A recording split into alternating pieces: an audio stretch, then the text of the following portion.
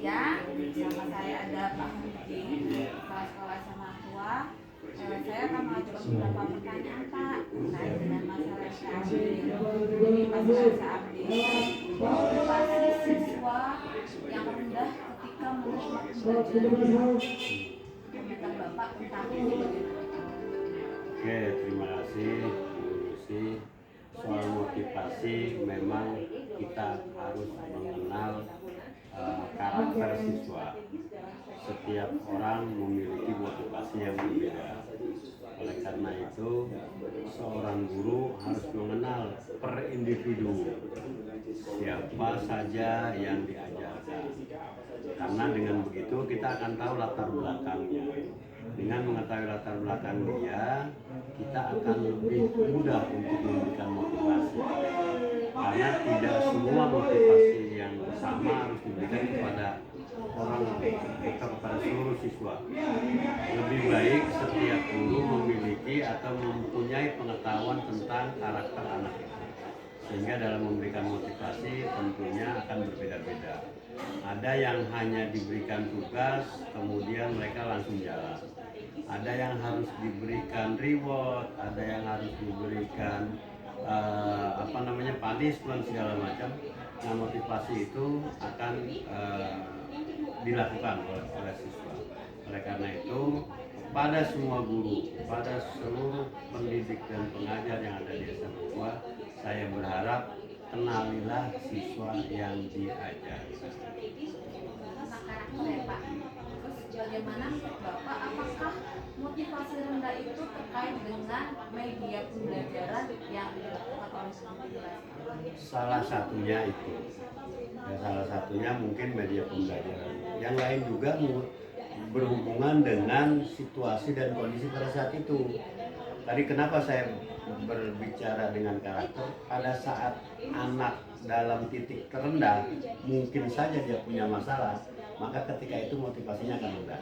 Tetapi ketika dia enjoy, ketika dia happy, ketika dia senang kondisinya, maka anak ini akan mudah diberikan motivasi. Jadi karakter, mengenal karakter, media pembelajaran. Terkait tidak kalau tentang penguasaan teknologi dari guru yang mungkin masih rendah, sehingga mereka memiliki motivasi yang rendah juga ketika menerima pelajaran. Nah, disinilah tuntutan dengan adanya teknologi. Jangan sampai guru tidak menguasai teknologi yang sedang in atau sedang siswanya udah ngerti, semua gurunya belum ngerti. Itulah salah satu PR buat seluruh guru, bahwa penguasaan teknologi pembelajaran mutlak harus dilakukan saat ini. Karena kalau kita tidak menguasai metode pembelajaran, pasti akan ketinggalan. Ketinggalan kepada lingkungan, ketinggalan dari guru-guru sekitar, bahkan ketinggalan dari muridnya sendiri. Kemudian Pak, yang saya tanyakan lagi, apakah faktor keluarga, orang tua salah satunya itu memicu mereka juga memiliki motivasi yang rendah? Kalau berbicara keluarga, berbicara pendidikan, tentu kita tidak bisa lepas dari pendidikan tentang keluarga.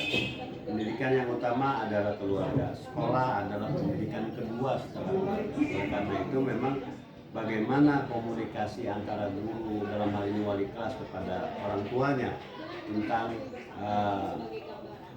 kesiapan anak belajar sehari-hari. Sehingga ketika ada satu masalah, orang tuanya bisa mengumpulkan itu kepada wali kelasnya. Nanti wali kelaslah akan menyampaikan kepada guru. Sekali lagi, karena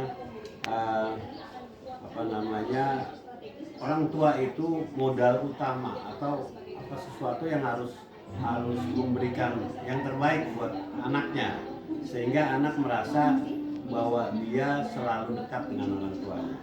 Ya, walaupun di sekolah dekat dengan gurunya, tapi akan lebih baik kalau di antara di rumah dengan di sekolah ada sinkronisasi dalam hal pembelajaran, dalam hal pemberian motivasi, dalam hal segala hal, bahwa sekolah dan rumah tidak bisa dipisahkan. Kemudian satu lagi nih Pak, terkait dengan siswa yang memang Gen Z Pak ya, anak-anak sekarang anak-anak zaman sekarang itu memang sudah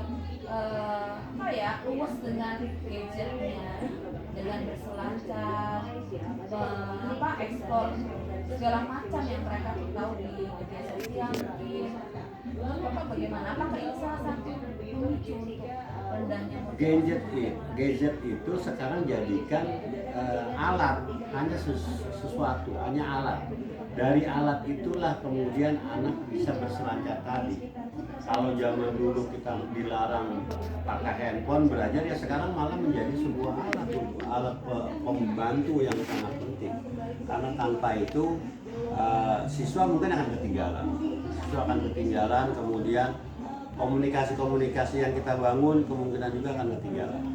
Jadi yang paling penting adalah bagaimana menggunakan waktu dalam bergadget itu sendiri.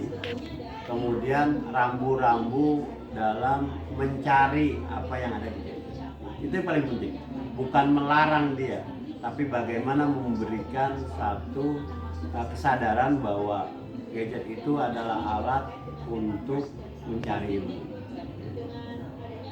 Bapak, terima kasih Bapak atas wawancaranya. Okay. Terima kasih. Assalamualaikum warahmatullahi wabarakatuh. Salam.